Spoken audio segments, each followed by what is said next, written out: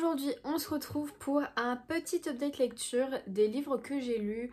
Je sais même plus à quel moment de l'année, mais c'est des livres dont je vous ai pas encore parlé. Il y en a encore d'autres aussi que j'inclurai dans un prochain update lecture parce que sinon vous allez en avoir marre de m'entendre parler de livres. Je vais donc vous parler de 5 romans et d'une BD dans cette vidéo. Je vais vous parler du Prince Cruel de Holly Black, de La prophétie des sœurs serpents de je sais plus qui, Isis Labo-Cabera, du premier tome du Joyau de Amy Ewing, de En équilibre de Morgane Moncomble, du tome 3 de Grisha de Les Bardugo et de la BD Equinox, le tome 1 de Wallenstein et Gate. Donc le Prince Cruel, si vous avez vu mes vlogs qui datent d'il y a quand même déjà quelques mois, vous avez donc suivi ma lecture du Prince Cruel. Le place ici c'est quand même mieux. Ma lecture du Prince Cruel de Holly Black qui a été un petit peu mitigée en vrai. Alors, spoiler alert, j'ai totalement adoré ce livre, mais il y a un grand mais. Quand je suis rentrée dans l'histoire, je ne m'attendais pas du tout, mais vraiment pas du tout à ça. Donc on peut voir, il est vraiment trop beau, il est... avec les dorures et tout, qui s'en vont par contre, hein, c'est pas de la qualité de dingue. Mais bon, écoutez, hein, on est des pigeons, on achète les livres parce qu'ils sont trop beaux. Donc en fait, le Prince Cruel, je pense que tout le monde connaît plus ou moins l'histoire, puisqu'on va suivre une fille qui s'appelle Jude, qui est une humaine.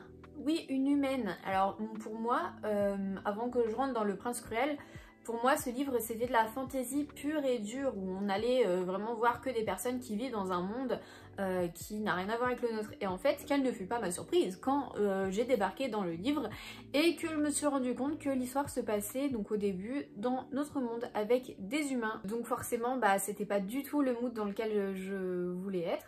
Donc j'étais un petit peu réfractaire au début, on va dire les 100-150 premières pages, parce que je comprenais pas du tout dans quoi est-ce que ce qu'on embarquait, enfin j'ai l'impression que c'était mal fait, mal construit et tout. Un truc vraiment qui m'a marqué dans ce livre, c'est qu'en fait les humains ils ont des voitures, enfin c'est normal, nous on a des voitures, voilà, pour qu'on puisse se déplacer, et en fait eux ils se déplacent à dos de crapauds. NDR, à d'autres crapauds, donc le crapaud qui fait ses bons de crapaud, là, t'as une selle sur le crapaud, enfin vraiment trop bizarre, pas du tout confortable, et je vois pas pourquoi est-ce que eux ils s'embêtent à avoir leur crapaud alors qu'ils peuvent avoir nos voitures vu que ça existe. Enfin bref, il y avait plein de trucs comme ça, enfin de détails où je me disais c'est trop bizarre, genre eux ils utilisent ça alors que ils pourraient prendre ça des humains, c'est beaucoup plus pratique, mieux, enfin voilà. C'est des choses qui m'ont dérangé un petit peu dans ma lecture, mais ça n'empêche que arrivé à 150 pages passées, j'ai laissé tout ça de côté. Dans tous les cas, on arrivait dans le monde fantasy, vraiment, enfin le monde défaillé, le monde que j'attendais finalement. On y est arrivé et là du coup j'ai totalement adoré ce qui se passait, j'étais transportée, enfin c'était vraiment incroyable. On va suivre les aventures de Jude qui est une humaine et qui doit faire sa place dans le monde dans lequel elle arrive, hein. Elle y arrive parce que ses parents sont morts et que je vous explique pas plus parce que soit vous connaissez le livre et ça sert à rien, soit je pense que vous avez peut-être pas trop envie d'en savoir plus, ou alors vous connaissez déjà plus ou moins l'histoire, mais je pense qu'il vaut mieux laisser une part de mystère à cette histoire et franchement j'avais adoré et j'avais même commencé le deuxième mais je l'ai laissé sur pause au bout d'une centaine de pages, donc il faudrait que je le reprenne, non pas parce que j'avais pas aimé mais parce que j'étais pas trop dans le mood fantasy et que c'était pendant mes vacances d'avril et que j'étais pas en mode lecture puisque j'étais partie en vacances en Espagne. Voilà, je vous avais même fait un vlog que je n'ai même pas monté, même pas publié, donc je sais pas si je le sors. Dites-moi si vous avez envie de voir mon vlog sur mes aventures en Espagne ou est-ce que ça vous tente pas du tout, et donc je garde toutes les vidéos pour moi et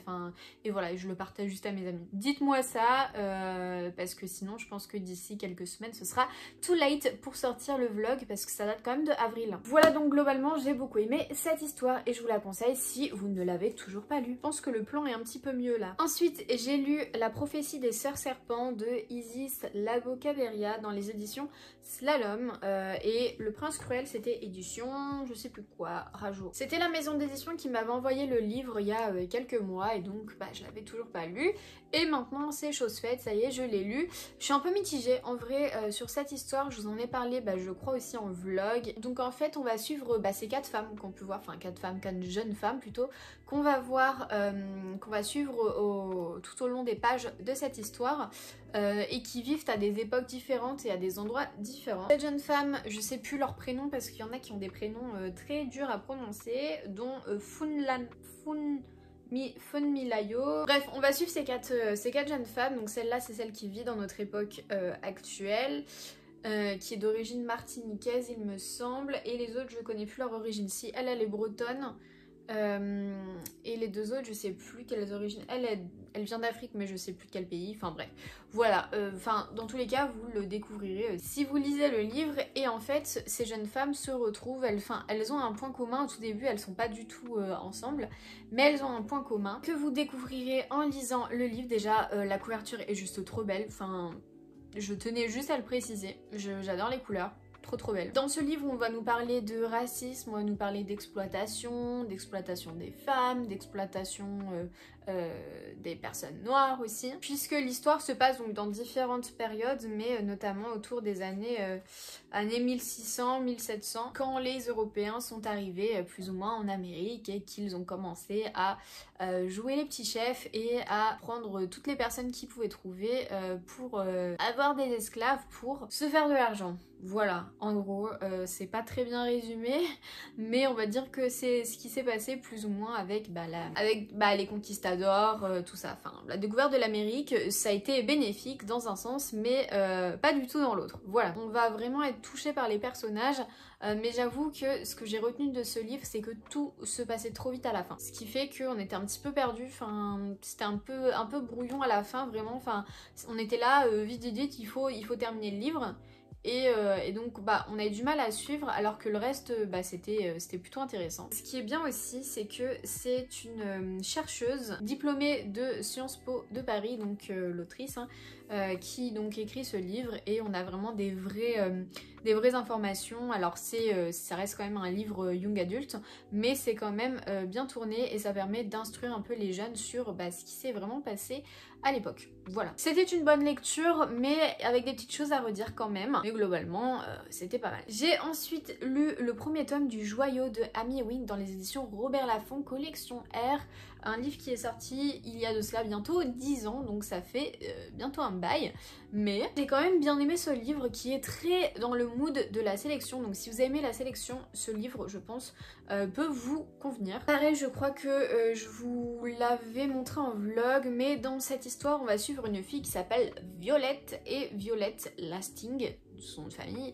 Violette est dans une école, un institut en fait, pour apprendre aux jeunes filles à devenir des mères porteuses, puisque on vit dans une espèce de société qui est gouvernée par les riches, un peu comme toutes les sociétés, mais gouvernée par les duchesses, tout ça, des personnes très bien placées, mais qui ne peuvent pas avoir d'enfants, voilà. Et donc pour avoir des enfants, elles font appel à des mères porteuses, et c'est pour ça qu'on a besoin de les préparer à être mères porteuses, surtout que ces mères porteuses ont des dons, des pouvoirs qui vont leur permettre de modifier la couleur des yeux, la couleur des cheveux, la forme du nez ou la forme des yeux, enfin la forme de plein de trucs. Elles vont pouvoir contrôler un peu toute l'apparence physique de l'enfant de la personne qui va acheter la mère porteuse. On n'est pas volontaire pour être mère porteuse, hein, c'est vraiment un test que les jeunes femmes doivent passer pour savoir si elles peuvent ou non l'être, et du coup suite à ce test elles sont envoyées dans des instituts, donc elles sont obligées à y aller bien évidemment. Donc voilà, Violette va être achetée, Violette va être vendue aux enchères et va devoir commencer sa petite vie de mère porteuse, tout ça. On va rencontrer d'autres personnages et tout. C'était plutôt pas mal, mais j'avoue qu'on ressent quand même ce petit style pas de l'époque, mais très young adulte, dystopie young adulte, avec pas vraiment des choses très creusées dans l'histoire, un peu comme dans la sélection. On va pas vraiment au fond de l'histoire de la société, mais nous, ce qui nous intéresse, on va dire, quand on lit ce genre de livre, c'est pas forcément le monde en lui-même, même si moi si un petit peu quand même, mais j'avoue que si je l'avais lu il y a quelques années, je pense que j'aurais totalement adoré.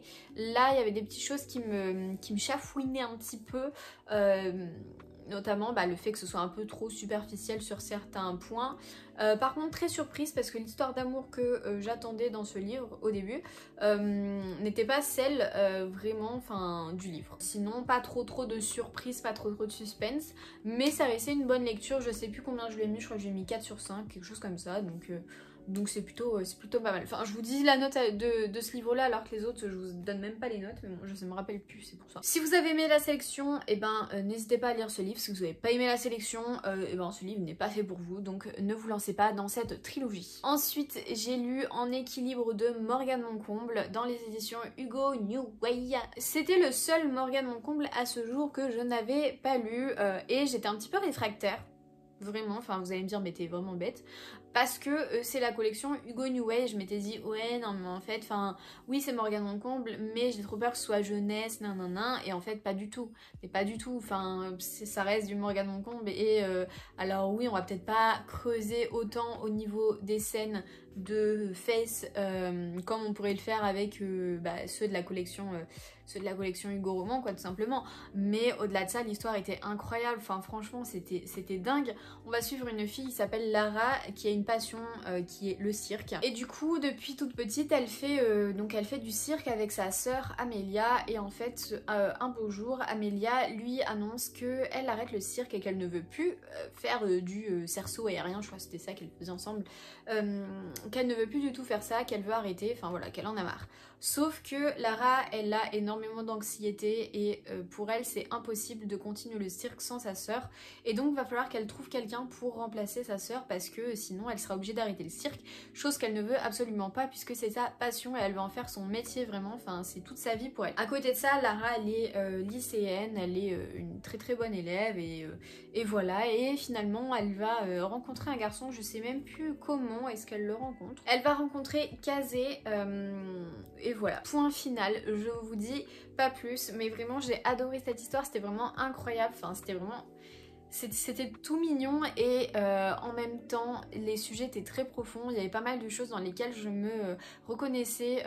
Lara aussi elle a des tocs, il y a plein de choses qu'elle est obligée de faire, enfin voilà, et c'est un livre vraiment qui est très touchant et qui devrait être mis dans les mains de pas mal de jeunes parce que ça nous apprend vraiment à accepter les personnes comme elles sont et à fermer notre gueule parce que voilà, tout simplement. C'est pas parce que les gens ne sont pas comme nous qu'il faut les critiquer. Voilà plus ou moins la morale de l'histoire d'une manière très mal dite. Et ensuite j'ai lu le tome 3 de Grisha, j'ai terminé enfin la trilogie de Les Bardugo, le tome 3 qui s'intitule L'oiseau de feu, The Bird of Fire.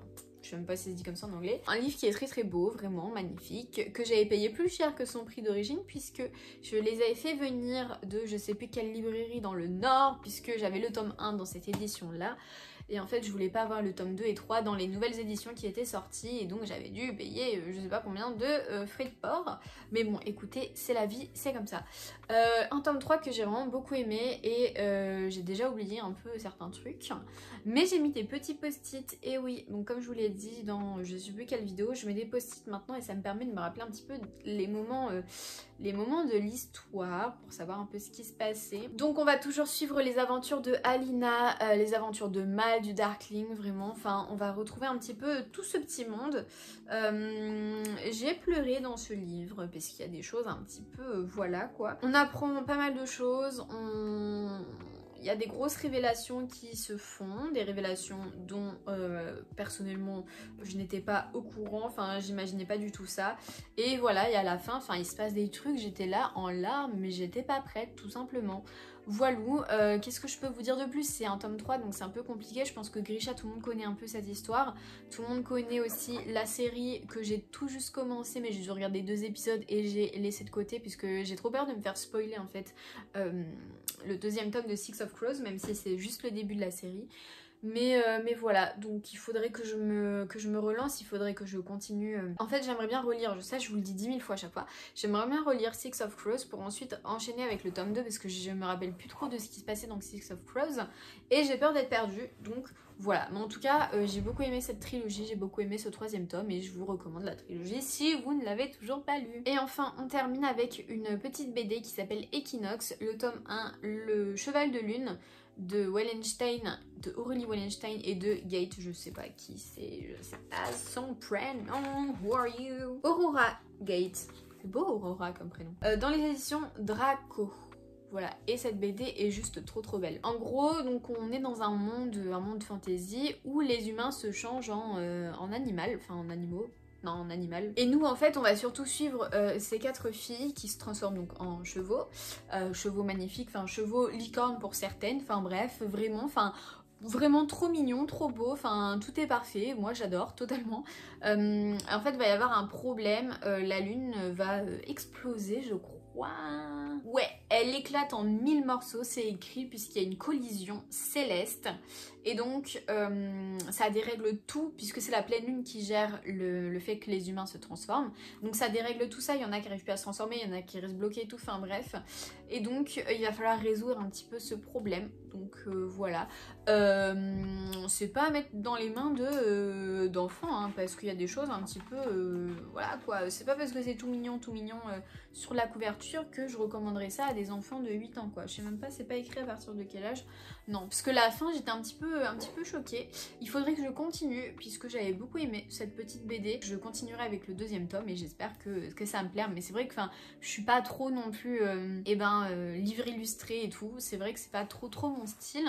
Mais je me dis pourquoi pas de temps en temps en lire un petit peu. Donc voilà un petit peu pour cette petite lecture. J'espère que ça vous a plu. En tout cas, n'hésitez pas à me dire si vous avez lu des livres en commun avec moi, est-ce que vous en avez pensé, si on a le même avis ou si vous n'avez pas du tout aimé les livres ou au contraire si vous les avez adorés. Enfin, dites-moi tout ça en commentaire et si vous n'avez pas envie de commenter quelque chose mais que vous avez quand même envie de me faire plaisir, un petit pouce vers le haut. Et si vous avez envie de commenter quelque chose mais que vous ne savez pas quoi commenter, mettez-moi au moins pour me dire que vous êtes arrivé jusqu'à la fin de la vidéo.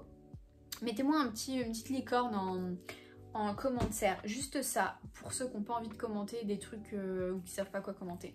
Comme ça je sais si vous êtes arrivé jusqu'à la fin. Merci d'avoir regardé cette vidéo, on se retrouve dans une prochaine. Alors peut-être mon vlog de l'Espagne, n'hésitez pas à me dire si ça vous intéresse, si ça vous intéresse pas, je ne le posterai pas.